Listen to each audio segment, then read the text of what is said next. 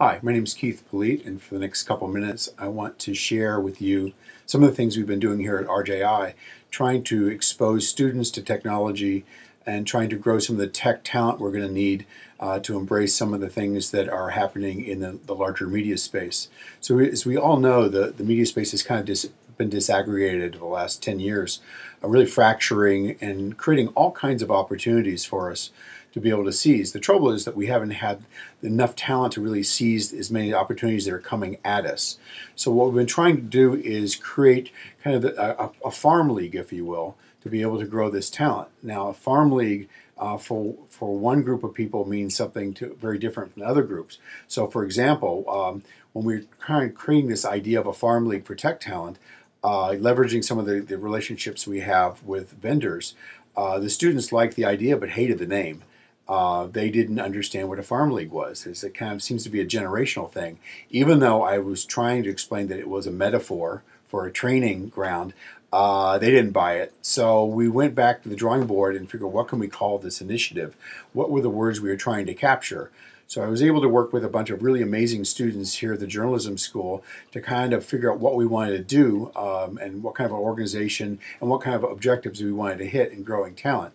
The name we actually came up with using Yaya Connection here at the journalism school, the research arm of Mojo Ad, was Tech Studio Collaborative, which is still kind of a mouthful. But Tech Studio really did hit the points that one of our students, Brent Davidson, was really talking about, because we really need to be able to expose students to these kind of opportunities. And working with the students, we started really breaking down these opportunities, and it really went into a lot of different directions. Here's one whiteboard that we started looking at. And you can see that we're starting to pull things apart, the opportunities that evolved into another whiteboard. We quickly realized that this was really getting a huge scope of what we were trying to do. So what we did was we dialed it back, and we went back to the original intent was, let's start working with our vendors. Let's bring in someone from, let's say, Apple, and they can actually start exposing students to the opportunities, and then we can start thinking what we want to do from there. So back in September, we brought in Steve Heyman from Apple, and to talk about mobile development on the iOS platform. We actually put it over the engineering school. I had a big crowd over there. And while Steve was here, we actually brought him over to Newsy to show Steve some of the stuff that was happening over at Newsy in iPad development. So the idea is, again, to create this ecosystem we're trying to do. We actually then went on to Adobe, our friends of Adobe, because we knew we wanted to bring in conversations around HTML5.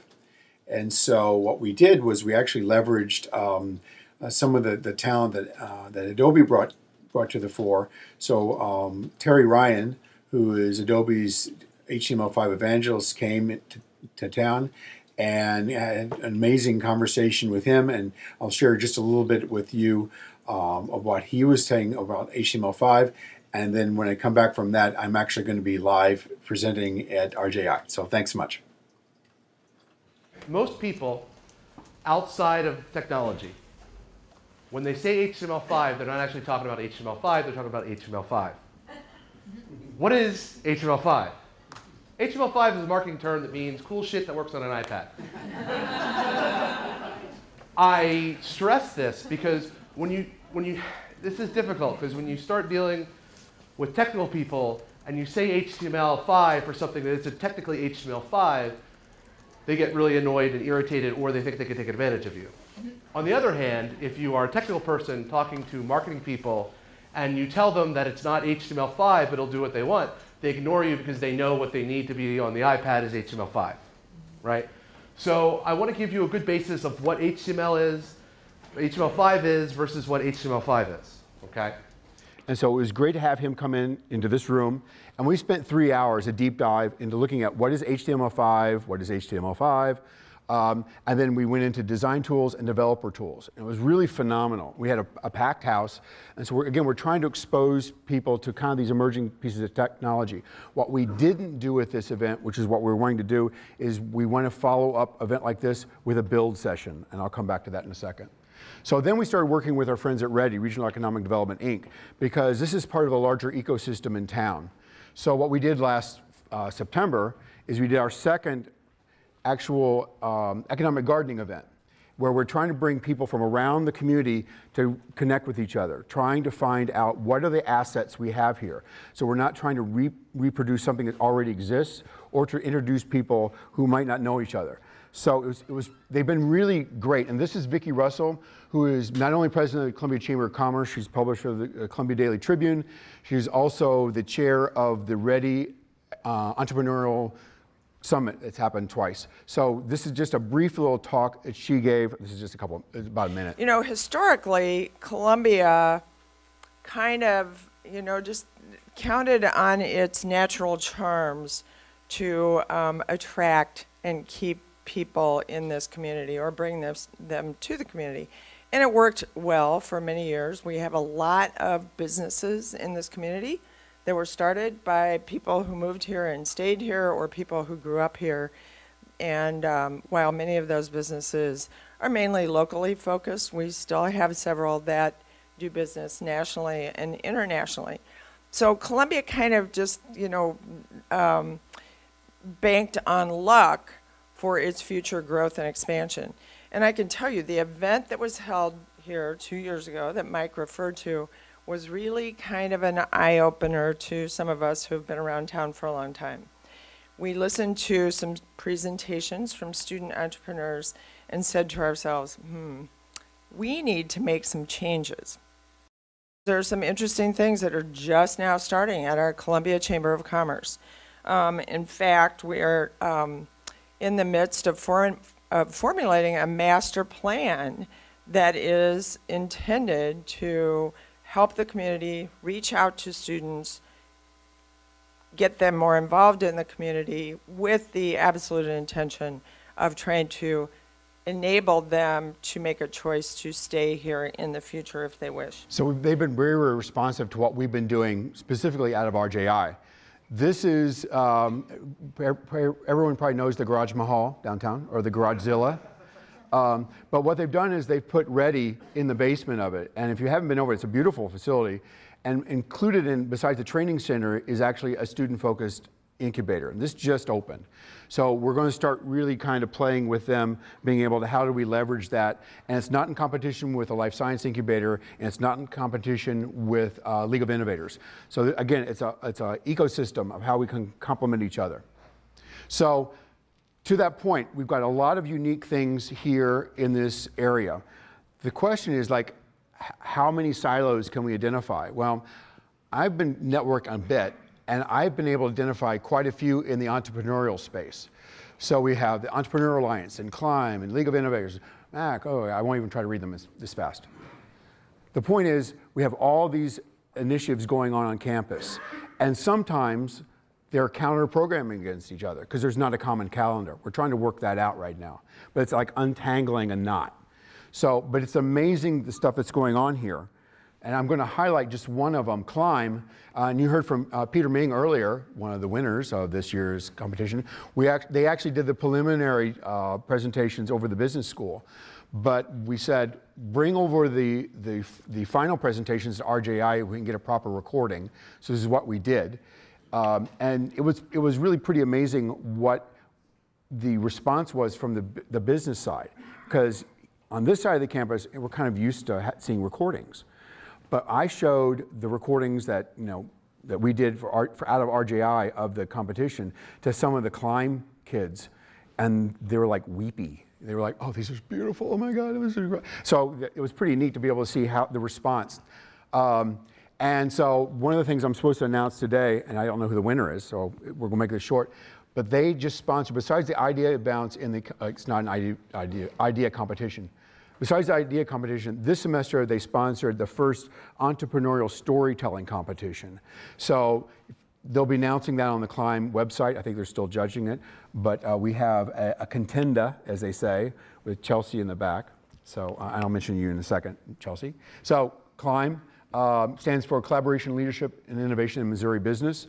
And it's one of the Kauffman winners, which I will also mention in just a second.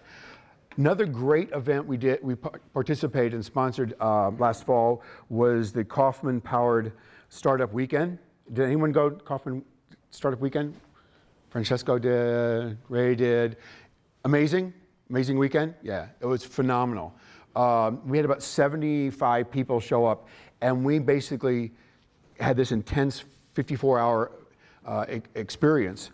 And I'm going to come back to it, but that was another thing that we participated at RJI. And I think I can probably speak, I can speak for you, Francesco and Ray, is that it kind of changed the DNA of the community, because there was a lot of stuff happened. They were like, oh my gosh, I didn't know we could do that here. And I'll show the winner is going to be coming up in just a second. So the other thing, and Jeffrey, we're about ready to go onto the audio again. The other thing we just did a week and a half ago, we had the first TEDx event here at in Mizzou. And I think we did a good job with it. One of the speakers I'm going to show just a minute of is Wade Foster, who is a local tech entrepreneur. And his talk was about how we should be teaching entrepreneurship from the perspective of a reformed MBA student. So we're going to show this. And he won the Startup Weekend with a product called Zapier, which is sort of a mashup tool for APIs. So that was like, wow, we can do that here. So this is Wade Foster. So what I would do is I would encourage you, if you are interested in entrepreneurship, if you're interested in doing startups, if you're interested in kind of building a business that you can run on your own, is while you're in undergrad or while you're in MBA or while you're in these great learning environments where you have lots of free time, where where there's a cushion to fall back on, if something goes wrong, the landing is a lot softer if you land somewhere here versus if you land in the real world. Things can be scary if you fall out there, but here you have a great support system that you can fall back on. So I would start off, number one thing I would do is get involved with the local startup in some form or fashion. Just go in and start doing things. A lot of times they need people that can just hands on deck, that can actually help out and do things. So I would do that. I would try and start your own business. And this doesn't have to be a complicated big idea. It can be something small. And if you think, hey, I don't have any ideas, I don't have any skill sets, I don't know what I'm going to do, I guarantee you that's wrong. If you say you're really good at walking dogs, well, go to the nice side of town, ask the neighbors if they can use someone to walk their dogs, and charge them $20. That's a business. You've made money. That's a real skill set that is hard to learn. And by doing that, you'll get a lot of experience in how sales works and how basically a business gets started. If you're interested in doing tech startups, which is where my primary focus is, you're going to need to learn the tools of the internet. And that's HTML, CSS, JavaScript, things like that. Go out and learn these. Ask your friends how they build web apps, how they build mobile apps. Jump online, learn tools there. Both my co-founders did this, and they're two of the best programmers I know. Neither of them have CS degrees. You don't need things like that. The tools are available. They're easily accessible. It just means you have to go out and do it. That's the core of what I'm trying to get across in this presentation today. His slide was really amazing. I cut it off before he kept going. The Run the Marathon is pretty neat because he said, startup is all intensive, all immersive. If you don't believe me, ask Peter Meng. But the learn HTML, CSS, JavaScript was the point we were trying to do whenever we brought in Adobe. So all these things hopefully are starting to tie on to each other. This is something a lot of us have been working on for a long time. The collected rules and regulations of the University of Missouri have changed the rules in terms of intellectual property, specifically for undergrads, and they're probably the most progressive in the country right now. This is a huge, huge deal. And so what it's done, and these are the rules, there's the number, I won't make you read that, but basically is saying students own their intellectual property. Students want to know how they can create intellectual property. So that's a theme we're hearing more and more and more. And so it caught the attention of the Kauffman Foundation, and they gave us a $100,000 grant to jumpstart 3 programs here on campus. One was Climb, you saw. One is the Student Angel Capital class, which has been renamed. Ray, what's it called? Do you know? That's something. Okay, very good. Okay. Ooh, secret. Great. Okay. And then the third one is a project I've been working on, but they specifically praised the University of Missouri system for these intellectual property rules. So what I'm trying to work on is what I pitched was a repository of learning objects around the commercialization process. So I've been interviewing all kinds of different people from the community, from the campus, students, professionals, to talk about various aspects of entrepreneurship and commercialization, and getting these little video pieces. And the idea was to create the repository in iTunes U. So you can create different playlists. That's been the idea. And let me just show you, this is Paul Bateson, who works at the Small Business and Technology Development Center across campus. And he was talking about business structure, and what he's going to talk about here is managing a business and determining what kind of internal communication structure you need for depending on what kind of business you have. The business has to understand what their core strategy is. Are they a niche business that relies on innovation and constant product change? Are they a commodity business that relies on efficiency? So the other thing is the relationship of that core strategy and how the business owner understands the core strategy in how he manages and sets up his business practice. You know, a commodity business is efficiency driven. It works well in a command and control. An innovation business prefers a flat structure so that innovations can flow through the organization. So that's an example of a lot of the videos I'm starting to edit. We're going to be doing on iTunes U, as some of you know. The campus has not been real responsive about getting iTunes U up and running, even though we did prototype it here over 7 years ago.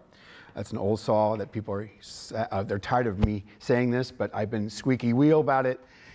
And so we were about ready to take this project and move it into iBooks. Big, huge iBooks with lots of video. Well, I am happy to announce, I found out yesterday that coming to the Missouri campus is iTunes U. We finally got it. So in a couple weeks, we'll be able to start doing this. Thrilled about this. And all the content that we generate here, you know, we now have this really cool platform. We can start doing some stuff in addition to our other platforms. So I'm going to wind up with just a couple other things. One thing, I just want to give an idea of how RJI has helped spark talent. And I'm going to give through the example of one local entrepreneur. A year and a half ago, we did an Innovate, it was an Innovate Pitch Slam event here. And we had companies from around the country pitch.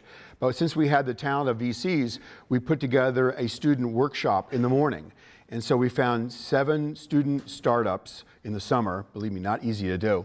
And we had them come in the morning and they practiced their elevator pitches. And it was really great. And 2 of the teams who pitched in the morning, the student workshop, the VC said, you know, would you like to come back in the afternoon and pitch with the real companies? And so they said, sure, good practice, whatever. They came back in the afternoon. The end of the day, the winning team, the winning company was like a web van variant from Virginia. But the first runner-up was one of the student teams from the morning. And I wanted to introduce you to them. This is Nahush and Vikram. And this was the thing from Pointer, but it said the 2 didn't win, but were let's see. The journalists at the Pitch Slam need any inspiration about taking a chance on something. They should find it in Vikram and Nahush. The entrepreneurs dressed up. They stood in front of the slam judges and pitched. This is really cool. This is really cool. And they started this.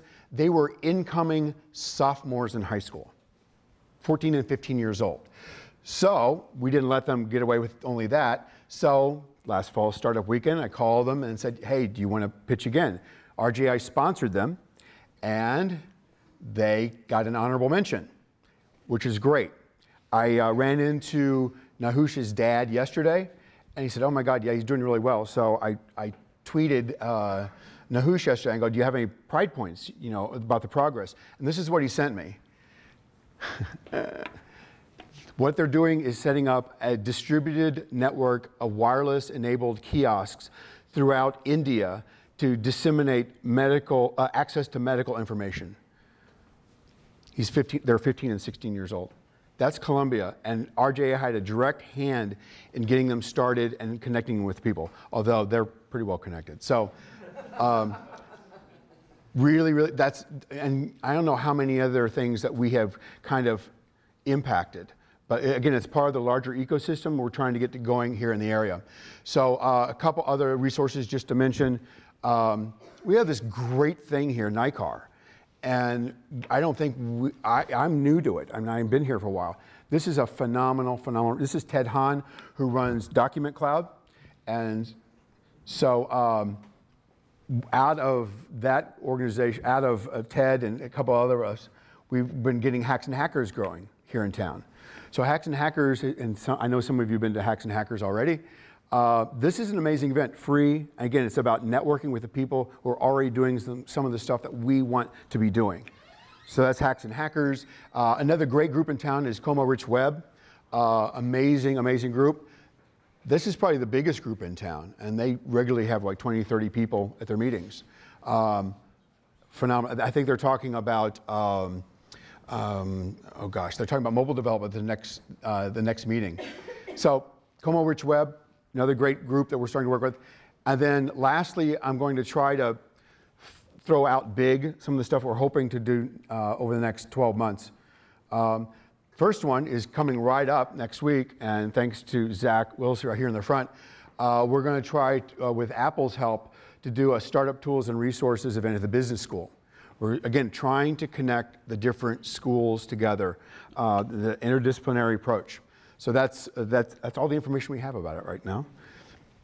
Next thing, this is some of the stuff we were really wanting to do is the Knight Mozilla Foundations had this open news project, and we learned at the NICAR conference, they are now looking to sponsor hack days, hackathons. So we're going to do one of these. So forewarned. Also, the League of Innovators in town this summer is probably going to do a hack weekend.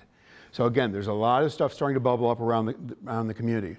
The last thing I'm going to put up here really doesn't have anything with RJI or even the University of Missouri specifically, but I think it's an intriguing backdrop, and I don't know much about it, but this new Jobs Act is really interesting because it allows for crowdfunding of startups, and there's a lot to this thing. I just want to highlight it. I'm going to try to learn a lot more about it, but this, I think, also helps us kind of convene these resources in the area. So with that, thank you very much, and I'm glad you're here.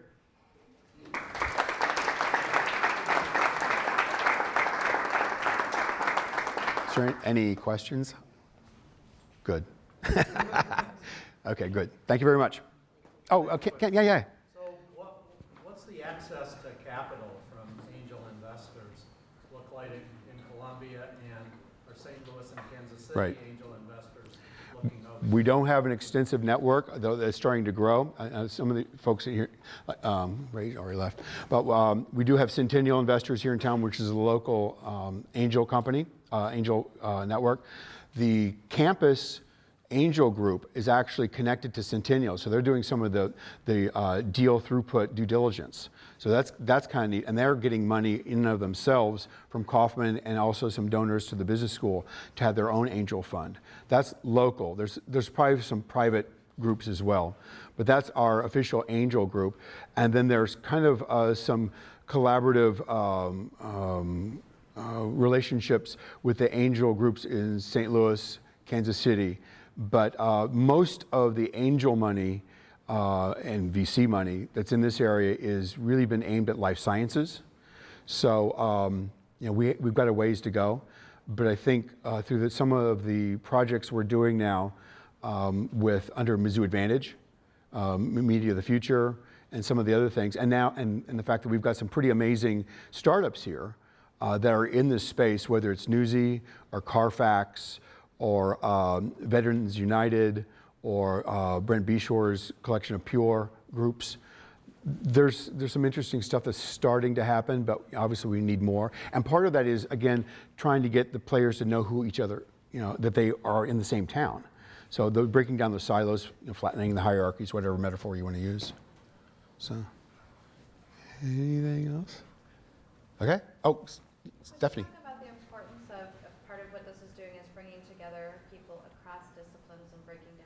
Oh God, yeah. And I probably I'll pick on a student or two. You know, the most interesting stuff is happening at the intersections of disciplines, and what we're trying to do is facilitate how those sparks across borders can happen.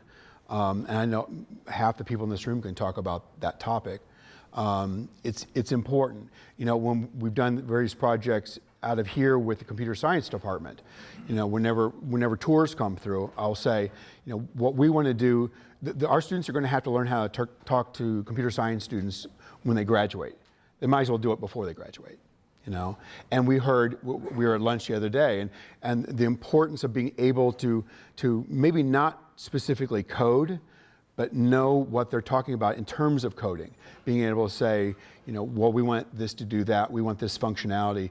That's why we're always looking at those tools that sit kind of in between the developer and designer space. That's a real white hot space. What's your job title? Thanks, Justin. Officially? Officially, I had to throw the wrench in. thank you. I really appreciate that. My official title is manager of the Technology Testing Center here at RJI. But I seem to be a connector. I came from development, and so I was out trying to connect the university with people primarily in the high-tech industry. And I met lots and lots of great people. That's how actually I met Amy McCombs in that role. And so it's always about leveraging the network. The Mizzou Mafia out of this building is extraordinary. And I think we could do a way more proactive method of tying people in. Pollinator. I always think of you pollinating and ideas spring up. Oh, that's very nice. I've been called worse. I know. I've also been called a connection yenta for here, which I thought was pretty funny. Anything else? Okay. Well, thanks everybody.